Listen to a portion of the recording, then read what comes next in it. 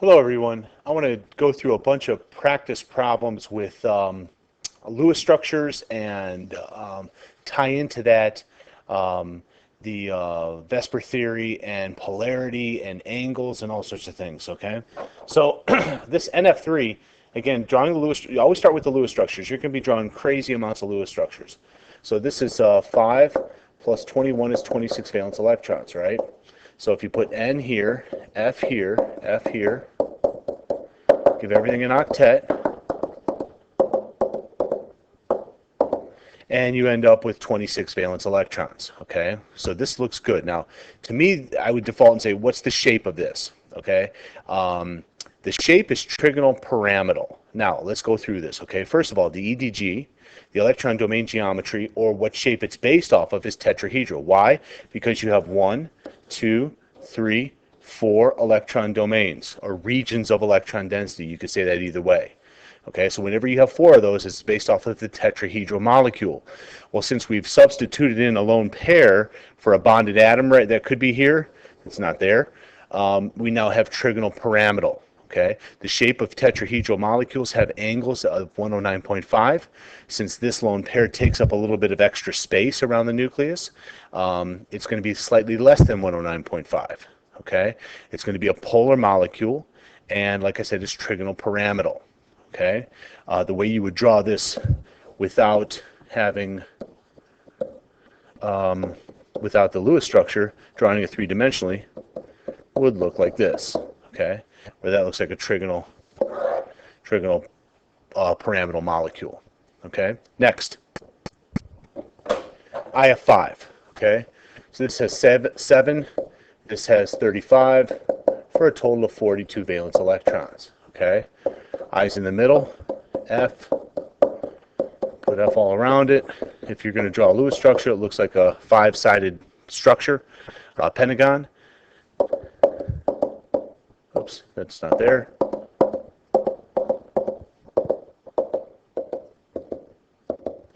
Notice I have 40 electrons, okay? Anytime you need extra electrons, they go around the central atom. So we'll put it there, okay? So first of all, how many regions of electron density, how many electron domains are there? There's 6, okay?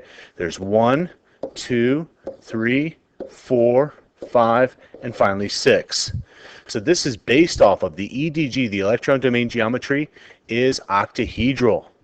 Okay. However, lone pairs don't show up. So if I only have 5 things bonded with one lone pair, that's a square pyramid. Square pyramid. If we were to draw this, it's going to look like, three-dimensionally, it would look like this. Now again, this bond right here, it looks like a bond, it's just showing space. So don't worry about that, okay? In other words, it's not a bonded pair of a lone pair. It's just nothing.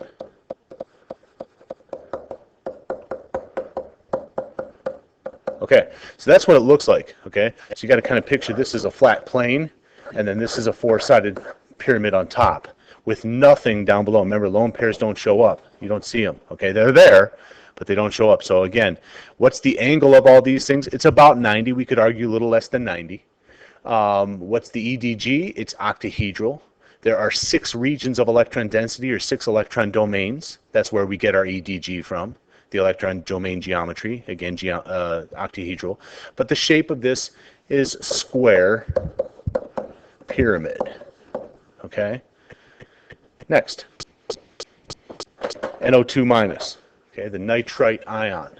So we have 5 plus 12, whoops, plus 1, because we have 1 there, gives us 18.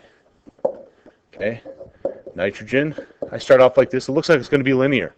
So let's see where this takes us. Well, right away I put lone pairs around the central atom, so it can't be linear. Okay, remember those always take up space. So it could be bent, it could be trigonal pyramidal. But I notice I have 20 electrons if you count those up. So this is actually a resonance structure. Okay, so if I put one, I'll choose the left. You could choose the right. It doesn't matter. The EDG, the electron domains. Let's say there's 3 electron domains. Let me circle them in black. There's 1 electron domain here. In other words, that's where electrons can exist. Electrons will exist above it, and electrons will exist to the right. So there's 3 electron domains. Anytime I have something with 3 electron domains, it is trigonal planar. Trigonal planar. However, in this case, I have a lone pair here. Lone pairs don't show up in the geometry. They're essentially visible. So if I were to draw this, it's going to look like, three-dimensionally, it looks like this, this, and this. That's a bent shape. Okay. Again, you don't see lone pairs in the geometry. They're there. Okay. Now, typically, this would be 120 degrees. It's slightly less than 120 because lone pairs take up a little bit of extra space around the nucleus. Okay, this is a polar molecule. Okay, bent shape is always polar. Let's try this one, XEF4. This is 8 plus 28 gives us 36 valence electrons. Okay, XEF.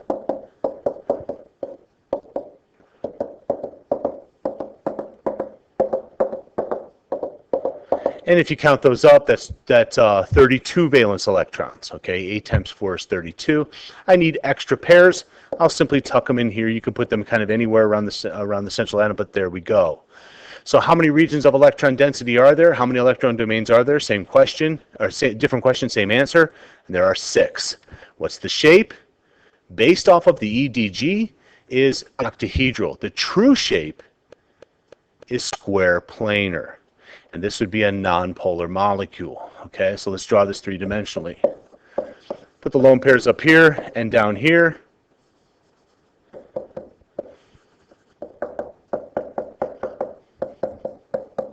See a flat plane, that's it. Nonpolar molecule, square planar.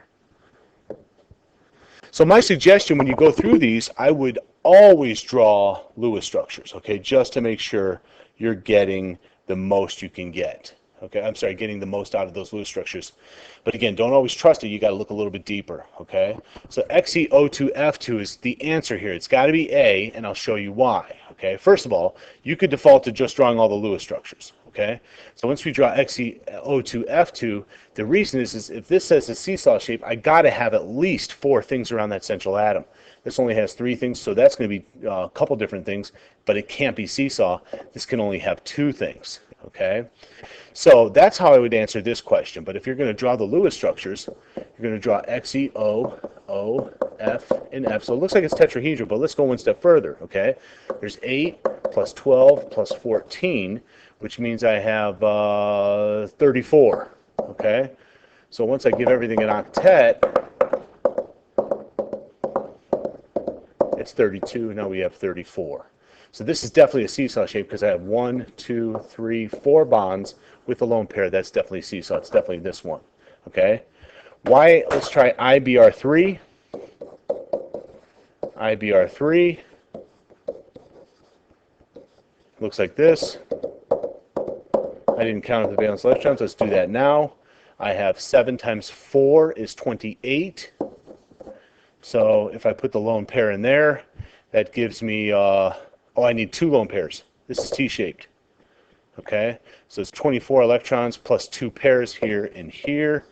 So this is T-shaped. Okay, and you can see why it looks like it's a T-shaped, but the way I've drawn it, so that kind of mimics that. But again, you'd have to go one step further and just draw that three-dimensionally. SeOH2, H can never be doubly bonded. So we'll have this here, and this is a bent shape. Okay, very polar. Okay, by the way, this is polar, and this is polar. Okay, which of the following is ranked properly from largest to smallest bond angles? Okay, largest to smallest bond angles. Again, with this one, I would just draw again crazy amounts of Lewis structures. Okay, this is probably a long problem. Let's do the easy ones. This is 109.5. Okay, when you draw this one, this PCl3, this one's going to be 109.5. Okay, because that's based off the tetrahedral 2. This is going to be linear, so this is 180, so that might be it there. This would be 120, so it looks like the answer is 2.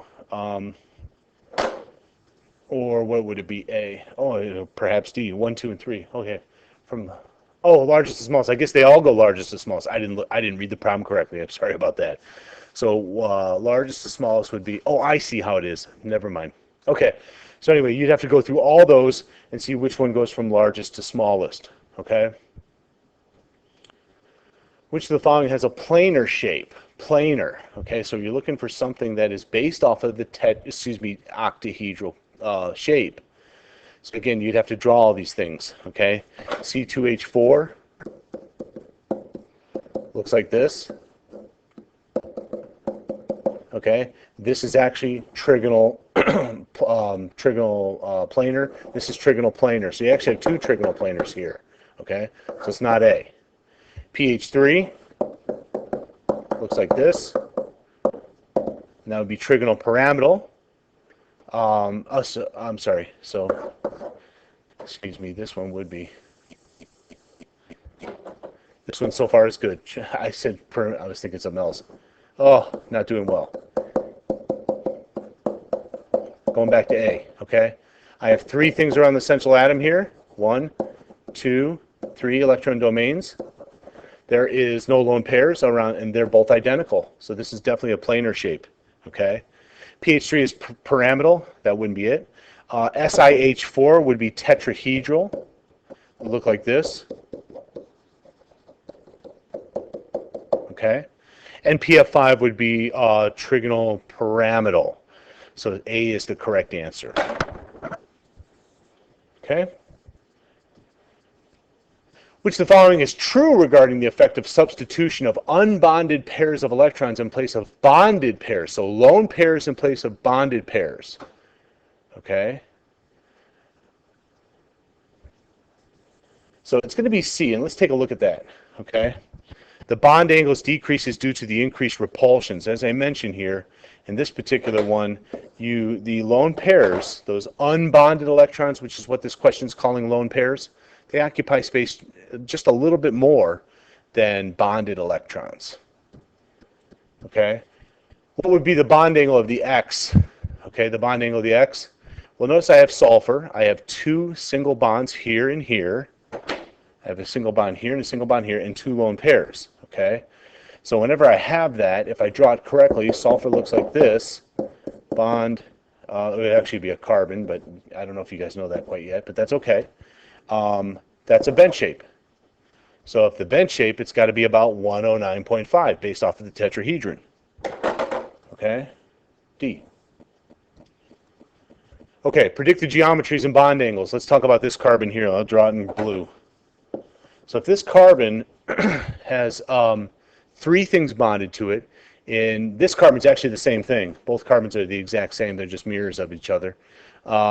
They have three things in the central atom, three things bonded to the central atom with no lone pairs, and it's based off of the trigonal planar molecule. They're both trigonal planar central atoms. The oxygen, however, is bent. This oxygen's a bent molecule. And that's because even though I have them drawn oppositely, it really should go like this. Carbon, oxygen, hydrogen, bent. Okay? Use VSEPR SF6 and IF5. All right, so we've done that before. SF6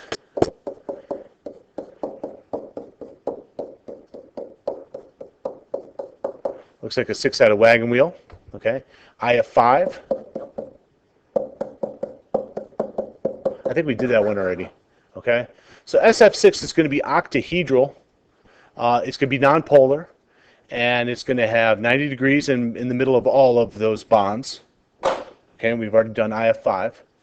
Predict the geometries for carbon and the nitrogens. Okay, so carbon, hopefully you're thinking here, or seeing that there, that's going to be tetrahedral. Okay, what's missing is this. Lone pairs are not shown. So anytime I have three bonds with one lone pair, that's going to be trigonal pyramidal for both nitrogens. Okay. Predict the geometries and the bond angles on the carbons. Let's do the left carbon. I'll do it in blue. Pause it when you need to. It is that blue carbon there is tetrahedral. The bond angle is 109.5. This carbon and this carbon are both the same. They are both linear, and they're both 180 degrees.